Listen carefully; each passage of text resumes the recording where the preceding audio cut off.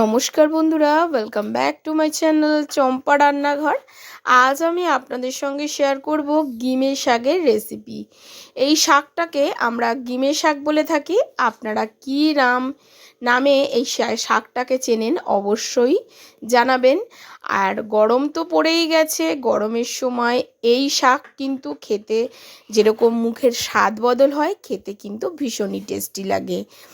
এখন এই শাকটাকে আমি দুয়াটি বাজার থেকে কিনে এনেছি। সেই শাকটাকে আমি দেখিয়ে দেবো কিভাবে এই শাকটাকে বেছে নিতে হয়। শাকের পাতাগুলোকে এইরকম বেছে নিতে হয়, আর যে শক্ত শক্ত ডালগুলো আছে সেগুলোকে ফেলে দেব। আপনারা এইভাবে বেছে নিয়ে রান্না করেন কিনা অবশ্যই কমেন্ট করে জানাবেন। এই শাকের মধ্যে আছে বন্ধুরা ভিটামিন সি, যেটা এখন কিন্তু খুবই প্রয়োজন। তাছাড়া এই শাক কিন্তু খেলে ঘুম ভালো হয়। এইবারে দেখুন, সব শাকগুলো ঠিক এইভাবে আমি পরিষ্কার করে বেছে নেব। প্লিজ বন্ধুরা প্রথম থেকে শেষ পর্যন্ত ভিডিওটি দেখবেন। ভিডিওটি কিন্তু বেশ দুর্দান্ত, আর এটা কিন্তু খুবই ছোট একটা ভিডিও। এখন দেখুন, পাতাগুলো সব পরিষ্কার করে ছাড়িয়ে নিয়েছি, আর একটা আলু নিয়েছি। আলুটাকে আমি সেদ্ধ করে নেব, আর পাতাগুলোকে এই রকম থাকবে। এখন দেখুন, চলে যাব সরাসরি রান্নার প্রসেসে। একটা কড়া বসিয়ে নিয়েছি, আর কড়ার মধ্যে দিয়ে দিয়েছি সর্ষের তেল। সামান্য সর্ষের তেল দেবেন। আর বন্ধুরা, এই শাকটা খেতে কিন্তু তিতো লাগে, তবে আজ আমি যেভাবে রান্না করব একেবারে এর পুষ্টিগুণ বজায় রেখে খেতে হবে দুর্দান্ত। তিতো ভাবটা একদমই লাগবে না। দিয়ে দিচ্ছি তেলের মধ্যে সামান্য একটু কালো জিরে ফোড়ন। অবশ্যই কালো জিরে এখানে ফোড়ন দেবেন। কালো জিরেটা বেশ একটু ভাজা হলে দিয়ে দেব বেশ কিছু রসুন কুচি। রসুনটাকে একটু ভেজে নেব। নেয়ার পরে দিয়ে দেব পেঁয়াজ কুচি আর কাঁচা লঙ্কা। এখানে খুব বেশি ঝাল খেলে দিলে কিন্তু এই শাকের একদমই ভালো লাগে না। তার জন্য আমি 2 থেকে 3টে এখানে কাঁচা লঙ্কা দিয়ে দিয়েছি। রান্নাটা হবে এই কাঁচা লঙ্কায়, আর কোনো রকম মশলা এর মধ্যে ব্যবহার হবে না। আপনারা চাইলে এখানে একটা শুকনো লঙ্কা ফোড়নে দিতে পারেন, যেহেতু বাচ্চা খাবে এখানে আমি শুকনো লঙ্কাটা বা বেশি ঝাল কিন্তু দিলাম না। আপনারা যেমন ঝাল খাবেন সেই অনুযায়ী দিয়ে নেবেন। এখন পেঁয়াজ রসুন আর কাঁচা লঙ্কাটাকে হালকা করে ভেজে নেব। দেখুন, ঠিক এইভাবে এই পজিশনে আসলে তার মধ্যে দিয়ে দেবো আমি শাকগুলোকে। এখন লো টু মিডিয়াম ফ্লেমে রান্নাটা করতে হবে। শাকটাকে প্রথমে পেঁয়াজ রসুনের সঙ্গে একটু নাড়াচাড়া করে হালকা করে ভেজে নেব। এতে হয় কি বন্ধুরা, শাকটা কিন্তু অনেকটাই সফট হয়ে যায়, মানে মজে যাবে নাড়াচাড়া করলে। কারণ শাকটা বেশ কচি ছিল আর বেশ দারুণ হয়েছিল। গরম ভাতে কিন্তু প্রথম পাতে এই শাকটা খেতে দুর্দান্ত লাগে।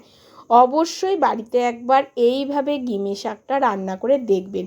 খুবই সহজ সরল পদ্ধতিতে আমি রান্না করে দেখিয়েছি বন্ধুরা। এখন দেখুন, যখন এই রকম ঠিক মজে যাবে এর মধ্যে দিয়ে দিতে হবে পরিমাণ মতো লবণ।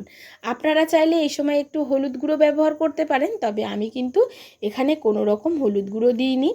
আর এর মধ্যে যেহেতু আলু সেদ্ধ দেব, তার জন্যে আমি লবণটা একেবারেই দিয়ে দিয়েছি। এবারে একটু নাড়াচাড়া করে শাকটাকে আমি লো ফ্লেমে ঢেকে রাখবো 5 মিনিটের মতো।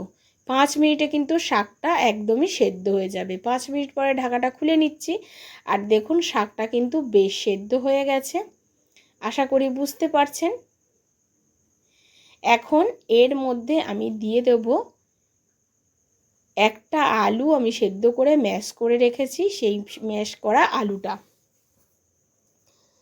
আপনারা চাইলে এখনই তুলেই কিন্তু আলুর সঙ্গে মেখে নিতে পারেন, তবে আমি এখানে একটু কড়াতে নেড়ে নেব, তাতে কিন্তু এর স্বাদ গন্ধ খুব সুন্দর আসে। এখন আলুটাকে শাকের সঙ্গে খুব ভালো করে লো টু মিডিয়াম ফ্লেমে কড়ার মধ্যে 2 থেকে 3 মিনিট আবারও একটু নাড়াচাড়া করতে হবে। এইভাবে যদি আপনি এই গিমে শাকটা রান্না করে খান বন্ধুরা, আমি কথা দিচ্ছি কোনো রকম তেতো হয় না এই শাকটা। আর এই গরমের শুরুতে এই রকম শাক খেতে কিন্তু মুখের স্বাদ বদল হয়, খেতেও ভীষণ টেস্টি লাগে।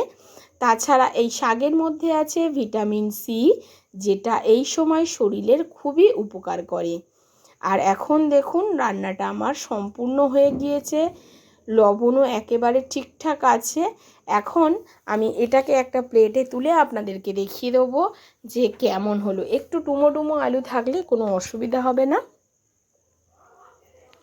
দেখুন এখন আমি একটা প্লেটে তুলে নিচ্ছি।